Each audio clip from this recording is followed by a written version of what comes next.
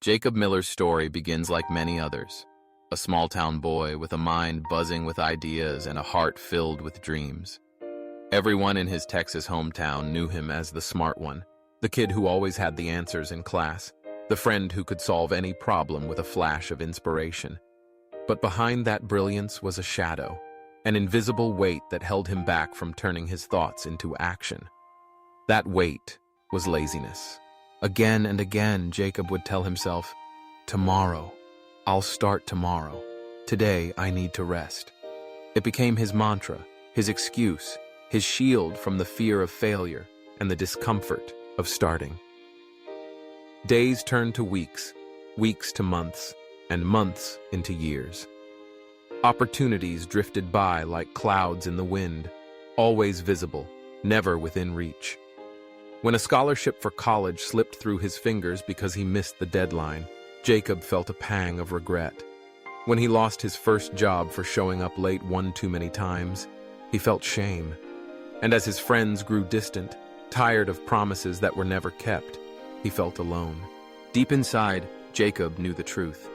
He was wasting his potential, robbing himself of the future he could have. But that knowledge wasn't enough to break free from the chains of inaction. Laziness, he realized, wasn't just a habit.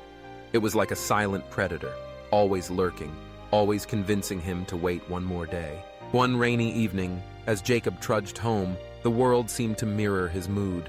The streets glistened with water, and the air was heavy with the scent of earth and longing. Passing by a gym, his attention was caught by something unusual.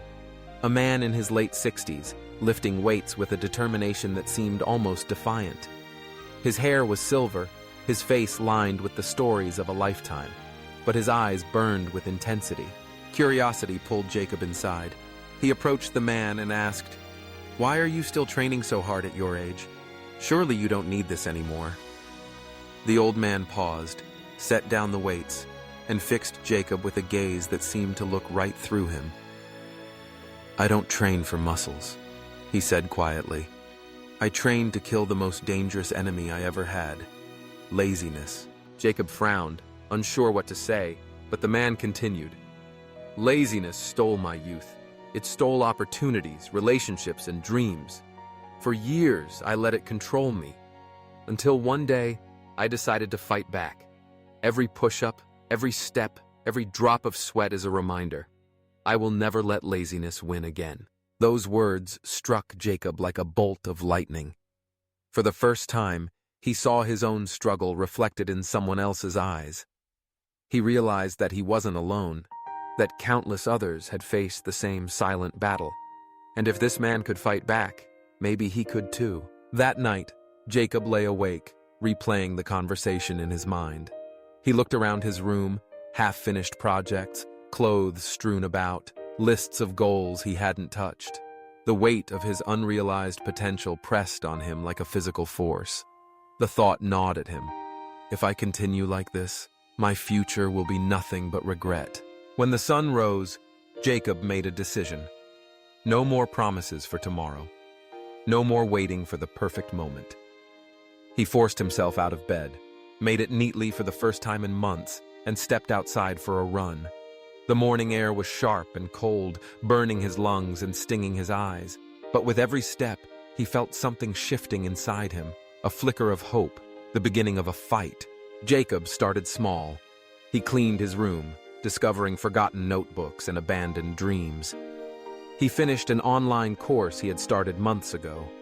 He set his alarm for 7 a.m., and each morning he forced himself to get up, no matter how tempting it was to stay under the covers. He exercised for just 20 minutes a day, pushing his body and his willpower. With each task completed, Jacob felt a little stronger.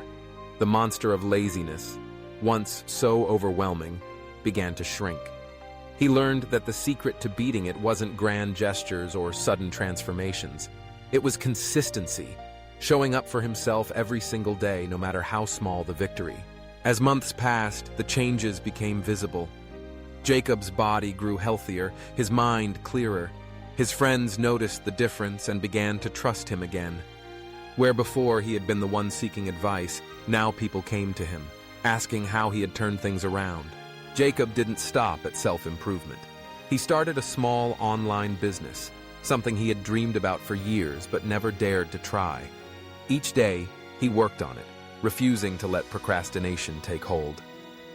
"Do it now, not tomorrow," became his new mantra. The more he acted, the more his confidence grew. The man who once let opportunities slip by now chased them down with relentless energy. Years later, Jacob stood on stage at a local high school, looking out at a sea of young faces. He shared his story, the wasted years, the regrets, the turning point in a rain-soaked gym, and the battle he fought every day. He spoke of the danger of laziness, not as a minor flaw, but as a thief and a destroyer. "Laziness won't kill you today," he told them, "but it will kill your future, your dreams, and your potential, slowly, silently, without you noticing. If you want to succeed, you don't need to be a genius or to be lucky. You just need to kill laziness before it kills you." The room was silent, the message sinking in. Jacob knew that each listener was fighting their own battle, that everyone faces moments when it's easier to wait than to act. But he also knew that change was possible, that every day offers a new chance to take the first step. Jacob's story is not one of perfection, but of progress, of choosing action over delay, discipline over comfort, and courage over fear. Laziness is a formidable enemy, but it can be defeated. The weapons are simple: consistency, discipline, and the willingness to begin, even when it's hard. So ask yourself, will you let laziness control your life, or will you fight back? One step, one choice, one day at a time. The future belongs to those who act, not those who wait. The power to change is yours.